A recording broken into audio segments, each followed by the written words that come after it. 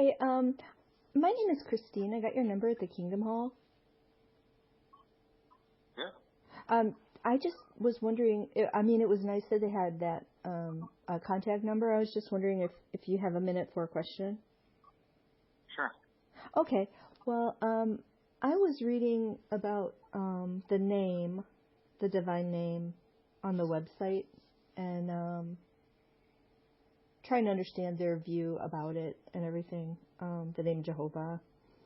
But when I look it up, otherwise, in scholarly books and commentaries, they do say that it means more of who a person is, like the totality of their nature and character, or else reputation. It can also mean, so when it says name, just the word name, it doesn't always mean just a series of letters. Would you agree with that? I guess I'm not following you. I apologize. Can you repeat that last definition that you mentioned?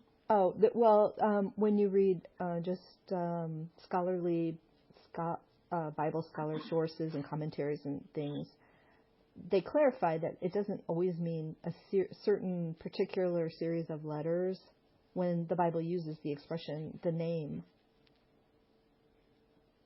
And do you guys believe that always means a series of letters is what I'm kind of asking? Yeah, I mean, we call it the tetragrammaton. You know, it's a series of letters, which is in the original Greek scriptures, it was recorded like over 6,000 times, that tetragrammaton. Right. Which in, when we translate it into our modern English, it's Jehovah, could be pronounced Yahweh as well. Right. But, I'm just talking about in the Bible where it refers to, it just says the name. I noticed a few scriptures where it couldn't possibly mean a series of letters. And it just seems like at least what I've read in the literature online, is they always understand that to mean a series of letters. Can I give you one example? Sure. Absolutely. This is Exodus 23:21. It's talking about who we call the messenger of Jehovah, or the messenger of Yahweh, or the angel of Yahweh, which I don't see too many. I don't know if I ever saw any references in the Watchtower about that, but here's what it says in Exodus 23:21. And it's talking about him. It says, "Pay attention to him and listen to what he says. Do not rebel against him. He will not forgive your rebellion, since my name is in him." I'd have to do some research on that. I can get back to you if you like. Off the top of my head, I can't. Isn't that interesting, though? It's just making a reference to God at that point, right? As to him. Right. And, most people, and this goes way back in history, consider the messenger of Yahweh personage in the Old Testament the pre-incarnate Christ. And it's kind of cool when it says, "My name is in him and he will not forgive you." It kind of reminds me of that verse that says, in Christ, the Godhead dwells in bodily form. So it's kind of a preview of that's possible, the incarnation. So I just think that's interesting. If you want to look at another one, it would be Isaiah 30:27 and 28. Okay. In that passage, it says, it refers to the name of Yahweh as a person, and it calls him, and it's talking about what he's doing. So it's not a series of letters in that passage either.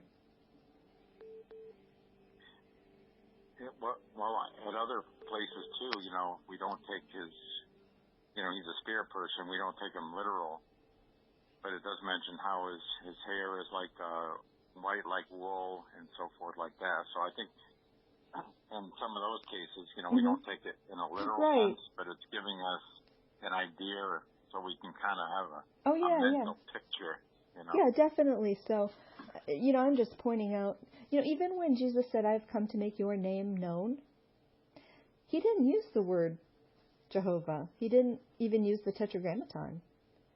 He didn't correct them in any scriptures we have for not using the name, the divine name, which is interesting because that historically Christians have believed he makes the name known because he is God incarnate. And he is the image of the invisible God. And the perfect, display of the divine nature because of he is God incarnate. And that's the traditional historic view. So when he says, I have come to make your name known, he calls himself true light. He's called true God in 1 John chapter 5. So that's just what, the kind of mainstream view is. Because if that means... From here? What? Do you live around here? No. Okay, so I saw your number come up as Arizona, I think. Yeah, I just wondered, I was trying to get a hold of somebody, because the witnesses aren't out anymore like they used to be. Sometimes I would chat with them. Yeah, well, I know. We can't go door to door at this point, because of the pandemic. Every place is shut down. In fact, we haven't been to our meetings since, I believe, February. Wow. So we've been using Zoom. For our meetings. How do you like that? Does it work? Is it hard to figure out? No, not really. Oh.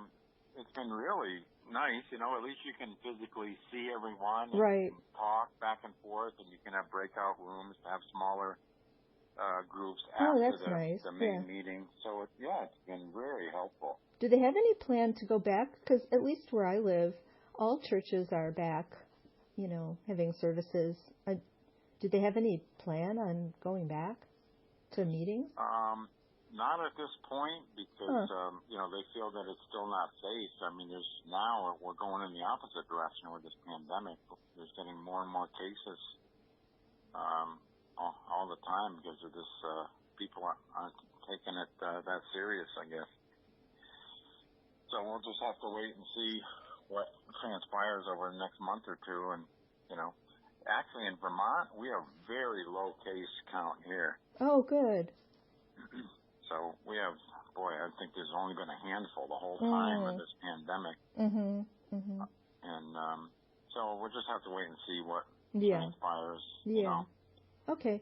Well, hey, thanks for helping me with that question. And it's just an interesting thing to think about. And okay. It was nice talking with you. You too. God bless you. Bye. Okay. Bye now.